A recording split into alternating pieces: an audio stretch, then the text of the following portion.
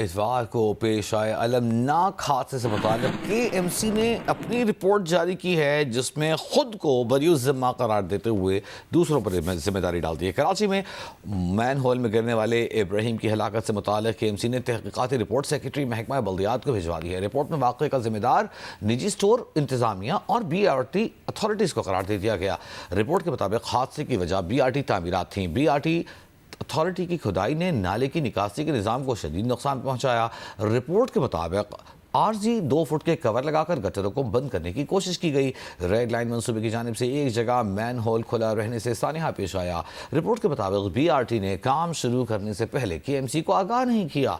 खुदाई के बाद सूरत हाल को नज़रअंदाज किया। रिपोर्ट में अफसरान की निगरानी में इब्राहिम की तलाश के लिए खोदे गए तमाम गड्ढे भरने का दावा भी किया गया।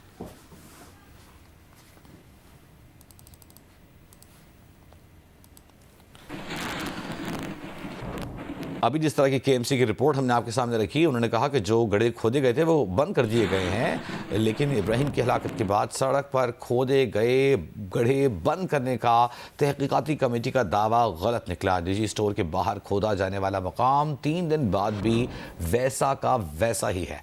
करीब छोटे ब्लॉक्स रख दिए गए हैं। काशिफ मुश्ताक हमारे नुमाइंदे वहाँ मौजूद हैं, उनसे सूरत हाल जानते हैं। काशिफ, बताइएगा।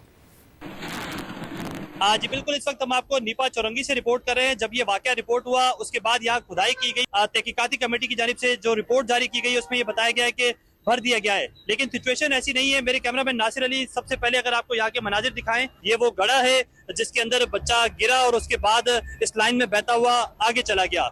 यहाँ सिचुएशन ये है कि एक जानिब जो है वो ब्लॉक लगाकर रास्ता बंद कर दिया गया है, जबकि मेरे बिल्कुल सीधे हाथ की जानिब तो ये डिपार्टमेंटल स्टोर की सीढ़ियां हैं। यहाँ से लोगों की आमदोरफ्त जारी है, लोग यहाँ से आ भी रहे हैं और जा भी रहे हैं, और यहाँ से अगर कोई बच्चा गुजर रहा हुआ तो एक और सानिया जो है वो रिपोर्ट हो सकता है। इंतजामिया की जानिब से अब तक कोई कार्रवाई नहीं की गई है।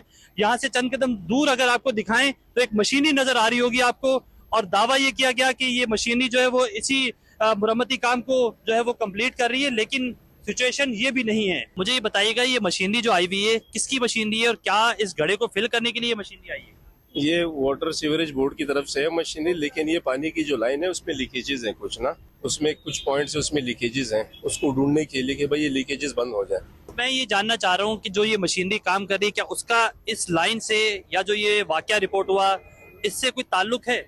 नहीं, इससे कोई ताल्लुक नहीं, वो पानी की लाइन है। सिर्फ यहाँ ये सिचुएशन है, बल्कि 500 मीटर का तकरीबन ये एरिया है जो मुकम्मल तौर पर खोदा गया है। इससे आगे जहाँ से बच्चे की डेड बॉडी रिकवर हुई वहाँ का जो सिचुएशन है वो भी कुछ बेहतर नहीं है। इस वक्त हम उस स्पॉट पर मौजूद हैं जहाँ से बच्चे की डेड बॉडी रिकवर की गई, और जैसे कि हमने आपको पहले भी बताया कि यहाँ इस गड्ढे की सिचुएशन आप देख सकते हैं कि इसके दोनों तरफ जो है छोटे छोटे से ये ब्लॉक्स लगाकर इसे जो है वो कवर किया गया है, जबकि कोई ऐसा बड़ा ब्लॉक भी नहीं लगाया गया है, और गाड़ियों की आमदोरफ्त काफी ज्यादा है। इंतजामिया की जानिब से जिस रोज ये वाकया रिपोर्ट हुआ उसके अगले रोज तक जो है वो तकरीबन 1 किलोमीटर का ट्रैक जो है वो खोदा गया मुख्तलिफ मकामात से, और उन तमाम तर ट्रैक के जितने भी गड्ढे थे वो वैसे के वैसे ही मौजूद हैं और कोई उस पर जो है वो कार्रवाई नहीं की गई, और इंतजामिया की जानिब से कोई खास मशीनरी भी यहाँ अब तक हमें दिखाई नहीं दी है।